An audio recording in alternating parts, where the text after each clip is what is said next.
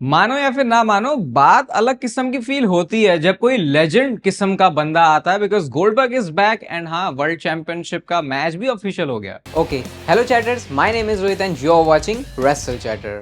तो इस वीडियो में आज रिव्यू करने वाले हैं, रिएक्ट करने वाले हैं आज की मंडे नाइट रॉ के एपिसोड के बारे में, जिसमें काफी सारी इंटरेस्टिंग चीजें हमको देखने को मिली हैं। सबसे पहले जो मंडे नाइट रॉ की स्टार्टिंग है वो करते हैं Liv Morgan and Dominik Mysterio. ये दोनों रिंग में आते हैं।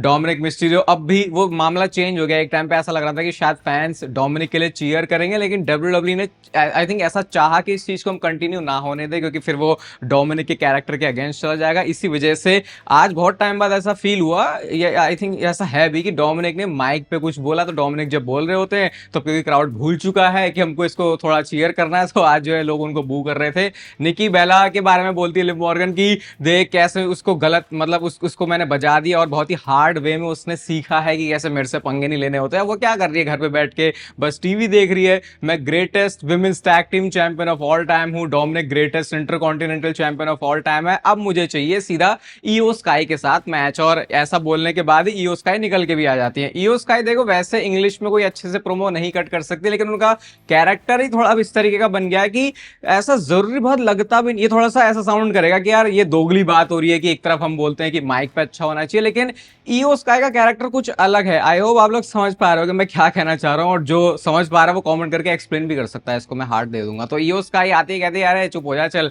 इसके बाद लिव मॉर्गन क्या बोलती है, कहती है कि अरे मैंने तुझे इतनी बार हरा दिया है वैसे भी, तो तुझे टाइटल मुझे सीधा सीधा ही दे दे। जबकि ईओ स्काई का कहना था कि तूने मेरी डिसरिस्पेक्ट की है, तूने निकी बेला की डिसरिस्पेक्ट की, अगर तुझे लड़ना है तो चल आके अभी लड़ लेते हैं। और एक तरीके से ईओ स्काई ने जो लिव मॉर्गन ने कहा वो किया भी, कि बेल्ट उनकी तरफ वो दे देती है, लेकिन वो सिर्फ ड्रॉप किक मारने के लिए था। लेकिन उससे ज्यादा सेटिस्फेक्शन मुझे तब मिली जब ईओ स्काई ने डोमिनिक के भी सिर पे अपनी जो लात है वो बजा दी, और उसके बाद वहां से दोनों चले जाते हैं और बस देख ही रहे थे कि यार हम तो कहां से बड़ी बड़ी बातें कर रहे थे, ईओ स्काई ने आके हम दोनों का ही बाजा बजा दिया। इसके बाद शो पर मैच आता है, ये क्वीन ऑफ द रिंग के लिए फेटल 4-वे मैच था। स्टेफनी बार बार मैं फंस जाता हूँ, स्टेफनी मिकमैन बोलने के लिए निकल जाता हूँ। Stephanie Vaquer versus Raquel Rodriguez versus Ivy Nile and Asuka का भी आज रिटर्न हो चुका है। बहुत टाइम के बाद आस्का की आज जो है एंट्रेंस देखिए, थोड़ी सी डार्क सी पर्सनैलिटी इस बार आस्का की लग रही है, जबकि वो आई बेबी फेस की तरह ही है।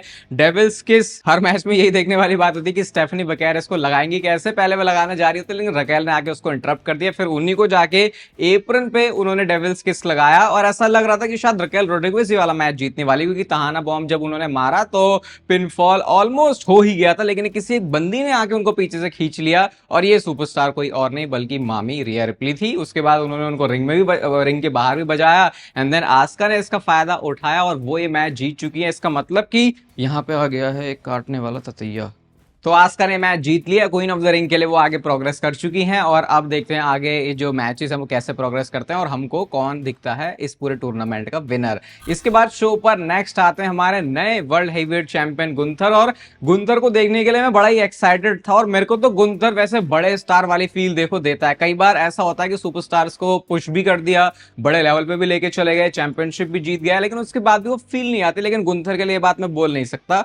गुंथर आते हैं और उनके चेहरे पर ही जो एक्सप्रेशन देखोगे, ऐसा देख के आपको फील होगा कि हाँ भैया, बंदे की छाती आज डबल चौड़ी हो गई है, क्योंकि उसने जो बोला था वो करके दिखा दिया है। और टाइटल जब गुंथर के कंधों पर होता है, उनके कमर पे होता है, तो गुंथर फिर कुछ अलग ही किस्म का आदमी दिखता है। तो वही चीज हमने आज भी फील करी उनके एंट्रेंस के टाइम पर। अभी बोला कुछ नहीं था उन्होंने। इसके बाद गुंथर आते हैं, अब बोलते हैं रेसलमेनिया में तो देखो, हाँ मैं मानता हूं कि J was a better man, और इससे पहले गुंथर कभी ऐसे एडमिट तो कर रहे थे इस बात को, लेकिन इतना ऐसा खुशी से नहीं। लेकिन आज बोला कि that was only for one night, क्योंकि हमेशा के लिए तो मैं ही अनटचेबल हूं। और मैंने रूमर सुने कि what is next for me, और उसके बाद क्राउड ने वहां पे गोल्डबर्ग वाले चैंट भी करना शुरू कर दिया। और यहां पे एक बहुत ही अलग चीज मैंने नोटिस करी, जो कि इससे पहले डब्ल्यूडब्ल्यू में ऐसे कुछ होती नहीं थी। जब उन्होंने गोल्डबर्ग का चैंट किया, और हमको पता है कि गोल्डबर्ग और गुंथर का प्लान है, तो उस पॉइंट पे गुंथर ने उन चैंट्स को एक्नॉलेज करके बोला कि नहीं नहीं, डेफिनेटली नॉट दैट गाय, यानी उन चैंट्स को उन्होंने एक तरीके से फीड किया, उनको सुना, उस पर रिएक्ट किया।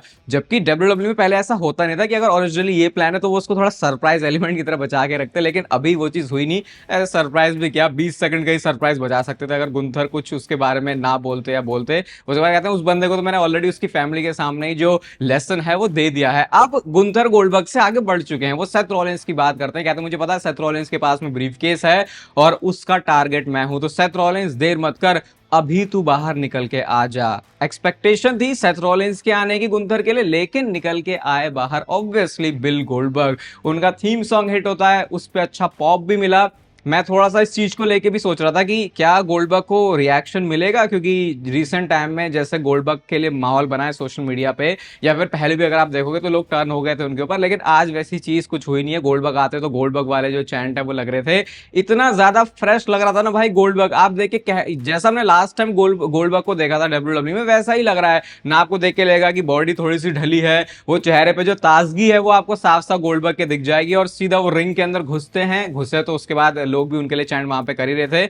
सबसे पहले वो थैंक यू करते हैं और कहते हैं गुंथा तुमको कंफ्यूज होने की जरूरत नहीं है, it is all good, tonight is your night. मैं भी यहाँ पे आया हूं तुम्हारे साथ सेलिब्रेट करने के लिए। और उसके लिए फिर वो दोबारा से उनको बधाइयां देते हैं। तो ऐसा लगा कि यार गोल्डबर्ग की बात तो कुछ अलग ही लग रही है, लेकिन फिर वो आते मेन मुद्दे पे, कहते हैं कुछ महीने पहले तूने मेरी और मेरी फैमिली के साथ एक चीज स्टार्ट करी थी अटलांटा में, और अब मैं मेक श्योर करूंगा कि I will and it in Atlanta. ये जैसी बात गोल्डबर्ग ने बोली, क्लियर हो गया था कि हाँ जो हम सारी बातें सुन रहे हैं वो सही है। बिल्कुल मुंह पे आके चढ़ जाते हैं वो एकदम से गुंथर के। और जब वो बोल भी रहे थे ना बातें, तो आप देखोगे गुंथर ऐसे पीछे पीछे हो रहा था कि अरे भाई ये इतनी भारी भरकम शब्द, इतनी भारी भरकम फिजिक और बंदे के मुंह से निकल के आ रहे हैं। कहते हैं सैटरडे नाइट्स मेन इवेंट के अंदर you are mine because you are next. ये तो बिल्कुल पॉपुलर फ्रेज उनका रहा ही है।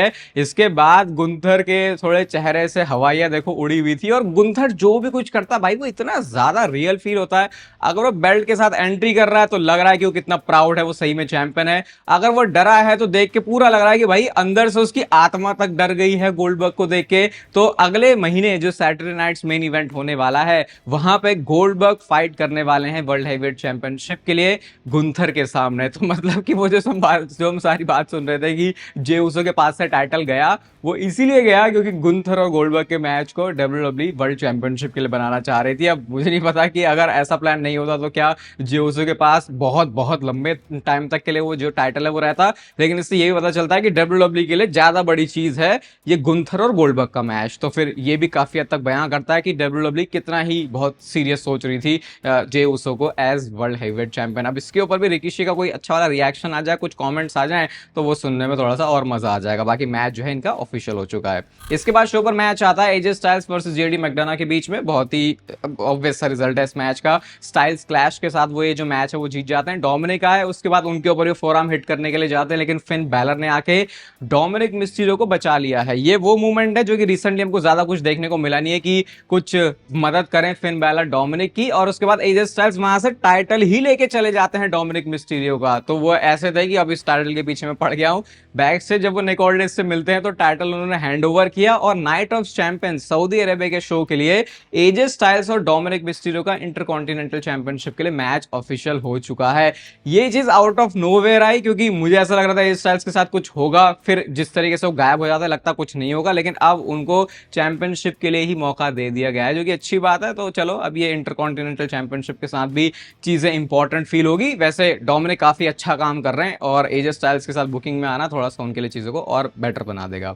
इसके बाद शो पर नेक्स्ट आती है बेली। कहती है कि वापस आके बहुत अच्छा लग रहा है, मैं कुछ भी फॉर ग्रांटेड नहीं लेती। 2 महीने पहले कैसे मेरी रेसलमेनिया की अपॉर्चुनिटी मेरे हाथ से गई थी। बेकी लिंच के बारे में वो ट्रैश टॉकिंग कर रही होती है और ये भी कहती है कि मुझे सिर्फ मेन इवेंट करने से, रेसलमेनिया में आने से, सिर्फ बड़ी चीजों में आने से फर्क नहीं पड़ता। मैं ऐसी नाइट्स के लिए भी रोज डेली मेहनत करती हूँ, काम करती हूँ ताकि मैं तुम्हारे सामने आ सकूं। तो बिल्कुल एक बेबी फेस वाला जो प्रोमो है वो यहाँ पे आता है। कहती है बेकी लिंच को लगा कि वो मुझे तोड़ देगी, लेकिन मैं हील होके और बेटर बन के वापस आई हूँ। इसके बाद बेकी लिंच भी आ जाती है। बेकी लिंच बोलती है कि अरे तुम लेगेसी के बारे में बात कर रही हो, तुम लोगों के लिए फाइट करती हो, ये लोग तुम्हारे बारे में केयर ही नहीं करते। इसके ऊपर जो बेली का जवाब आता है ना, कहती है कि तू इडियट है, तू इनसिक्योर है, तुझे इतना फर्क पड़ता है लोगों के चैंट से कि ये तुझे बू करेंगे, तुझे चीयर करेंगे, इस वजह से तू आई भी नहीं।